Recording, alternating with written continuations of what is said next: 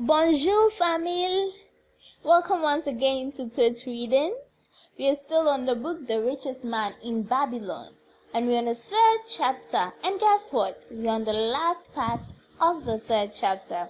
In this chapter we get to know how Arkad became rich by learning from ALGAMESH. I hope we've taken our lessons from the beginning up until now, so let's continue. First, get thee an army of golden slaves, and then many a rich banquet may you enjoy without regret. So saying, he again went away. Nor did I again see him for 2 years, when he once more returned, and his face was full of deep lines, and his eyes drooped, for he was becoming a very old man. And he said to me, Arkad, hast thou yet achieved the wealth thou dreamed of? And I answered, not yet all that I desire, but some I have, and it earns more, and its earnings earn more. And do you still take advice of the brickmakers? About brickmaking, they have good advice, I retorted. Arkad, he continued, you have learned your lessons well. You have learned to live upon less than you could earn. Next, you learned to seek advice from those who were competent through their own experience to give it. And lastly, you have learned to make gold work for you. You have taught yourself how to acquire money, how to keep it, and how to use it. Therefore, you are competent for a responsible position. I am becoming an old man. My sons think only of spending and give no thought of earning. My interests are great, that I fear too much for me to look after. If you will go to Nipper and look after my lands there, I shall make you my partner, and you shall share in my estate. So I went to Nipper and took charge of his holdings, which were large. And because I was full of ambition, and because I had mastered the 3 laws of successfully handling wealth, I was enabled to increase greatly and value of his property. So I prospered much. And when the spirits of ALGAMESH departed for the sphere of darkness, I did share in his estate, as he had arranged under the law. So spake Arkad. And when he had finished his tale, one of his friends said, you were indeed fortunate that ALGAMESH made you an heir. Fortunate only in that I had the desire to prosper before I first met him. For 4 years did I not prove my definiteness of purpose by keeping 1/10 of all that I earned. Would you call a fisherman lucky who for years so studied the habits of the fish that with each changing wind he could cast his nets about them? Opportunity is a haughty goddess who wastes no time with those who are unprepared. Did you hear that? Unprepared. You had strong willpower to keep on after you lost the first year's savings. You are usual in that way, spoke up another. Willpower, retorted Arkad. What nonsense! Do you think willpower gives a man the strength to lift the burden the camel cannot carry? Or to draw the load the oxen cannot barge? Willpower is but the unflinching purpose to carry a task you set for yourself to fulfillment. If I set for myself a task, be it ever so trifling, I shall see it through. How else shall I have a confidence in myself to do important things? Should I say to myself, for 100 days as I walk across the bridge into the city, I will pick from the land a pebble and cast them into the stream? I would do it if on the 7th day I passed by without remembering. I would not say to myself, tomorrow I will cast 2 pebbles, which will do as well. Instead, I will retrace my steps and cast the pebble. Nor on the 20th day will I say to myself, Arkad, this is useless. What does it avail you to cast a pebble every day? Throw in a handful and be done with it. No, I will not say that nor do that. When I set a task for myself, I complete it. Therefore, I am careful not to start difficult and impractical tasks because I love leisure. And then another friend spoke up and said, if what you tell us is true, then it does seem, as you have said, reasonable. Then being so simple, if all men did it, there would not be enough wealth to go around. Wealth grows wherever man exerts energy, Arkad replied. If a rich man builds him a new palace, is the gold he pays out gone? No. The brickmaker has parts of it, and the laborer has parts of it, and the artist has parts of it. And everyone who labors upon the house has part of it. Yet when the palace is completed, is it not worth all it cost? And is the ground upon which it stands not worth more because it is there? And is the ground that adjoins it not worth more because it is there? Wealth grows in magic ways. No man can prophesy the limit of it. Have not the Phoenicians built great cities on barren coasts with the wealth that comes from their ships of commerce on the seas? What then do you advise us to do that we also may become rich? Asked still another one of his friends. The years have passed, and we are no longer young men, and we have nothing to put by. I advise you to take the wisdom of ALGAMESH and say to yourself, a part of all I earn is mine to keep. Say it in the morning when you first rise. Say it in the noon. Say it in the night. Say it each hour of every day. Say it to yourself until the words stand out like letters of fire across the sky. Impress yourself with the idea. Fill yourself with the thought. Then take whatever portion seems wise. Let it be not less than 1/10, and lay it by. Arrange your other expenditure to do this if necessary, but lay by that portion first, so you will realize what a rich feeling it is to own a treasure upon which you alone have claim. As it grows, it will stimulate you. A new joy of life will thrill you. Greater efforts will come to you to earn more.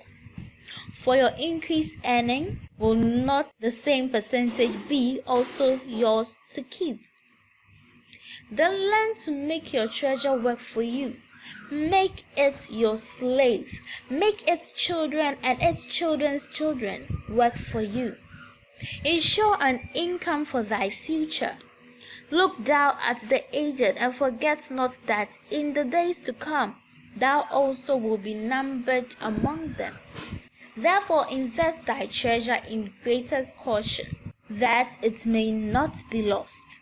Usurious rates of return are deceitful sirens that sing but to lure the unwary upon the rocks of loss and remorse. Provide also that thy family may not want, should the gods call thee to their realms.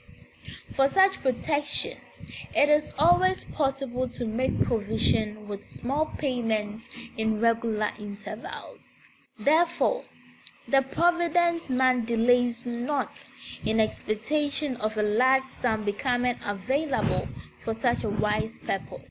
Counsel with wise men. Seek the advice of men whose daily work is handling money. Let them save you from such an error as I myself made in entrusting my money to the judgment of Uzma, the brickmaker. A small return and a safe one is far more desirable than risk. Enjoy life while you are here. Do not overstrain or try to save too much. If 1/10 of all you earn is as much as you can comfortably keep, be content to keep this portion. Live otherwise according to your income, and let not yourself get niggardly and afraid to spend. Life is good, and life is rich with things worthwhile and things to enjoy. His friends thanked him and went away. Some were silent because they had no imagination and could not understand. Some were sarcastic because they thought that one so rich should divide with old friends not so fortunate. But some had in their eyes a new light. They realized that ALGAMESH had come back each time to the room of the scribes because he was watching a man work his way out of the darkness into the light. When that man had found the light, he placed a place awaiting him. No one could fill that place until he had for himself worked out his own understanding, until he was ready for opportunity. These latter were the ones who in the following years frequently revisited Arkad, who received them gladly.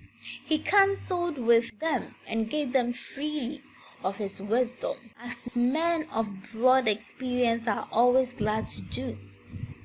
And he assisted them in so investing their savings that it would bring in a good interest with safety, and would neither be lost nor entangled in investments that paid no dividends. The turning point in this man's life came upon that day when they realized the truth that had come from ALGAMESH to Arkad, and from Arkad to them. A part of all you earn, my dear, is yours to keep. All too soon, we've come to the end of the 3rd chapter of The Richest Man in Babylon. My God, we've learned a lot, right? Yes. But what did we learn from the 3rd part of the 3rd chapter of The Richest Man in Babylon? First of all, we got to know that opportunities don't just come to anybody. They come to those who are prepared. So wherever we find ourselves, let's become experts of it. Wherever you find yourself, being it a businesswoman, being it an influencer, being it a doctor, whatever, become an expert in your field so that you be the best person for whichever opportunity that comes your way. And my dear, whatever you start, bring to an end before you leave it. Don't leave things hanging. If you decide to do something, go through it, persevere it to the end, and I know that will bring us great success. And you know, whilst we're telling ourselves to save, others will save all right, but they'll be living like paupers. You know, they'll be living like people who have nothing just because they want to save. Listen, what is the essence of saving? To have a better future. It doesn't mean to deprive yourself now of the good things of life. I don't know if you're getting me, but I'm not saying use everything. No, definitely you are saving at least 1/10 of your earning, but you're not saving for you to become uncomfortable. Save the least that you can save, whilst you remain comfortable of what is left. Someone might say, see, I want to gather huge sums of money, so I'm saving 60% of my earnings. My darling, how can you live on the 40% of your earnings? Then you start asking people for money. People are going to start saying you're stingy. No. Life is here and now, and you need to enjoy it whilst you're here. So save the least that you can and make sure you're comfortable on the rest that is left. Don't let saving make you a stingy person. Don't let it make you afraid to spend. You know, we're on the fence here. We're not telling you to be somebody who spends too much. No. And we're not telling you to save too much so that you cannot live comfortably. And also, we should try to live life And then, in Ghana, there have been some investment companies. They'll tell you, if you invest this amount, would give you 60% interest on your savings. God, who doesn't want that? I do, definitely I do want that. But it's so, I don't know how to say it, but it doesn't click well in our minds. But yes, so we go ahead to do it. And guess what? It doesn't end well for us. We lose that interest they promise, and then we also lose our investments. So of what use is it? Of what use is it, my darling? A small and safe investment is better than an unscrupulous one, which is going to take away your investment and the interest they promised you. So my darling, we've come to the end of the 3rd chapter. We'll be continuing with the 4th chapter, which is 7 cures for a lean purse. Is your purse lean? Sometimes I open my purse and I realize, see, I don't have anything in here. Where did the money go? How exactly am I supposed to fill back this purse, If you have a lean purse like me, join us in the next chapter of The Richest Man in Babylon. Stay tuned. This is Twitreadings. You'd find us on Twitter, Facebook, Instagram, and YouTube. Twitreadings just for you.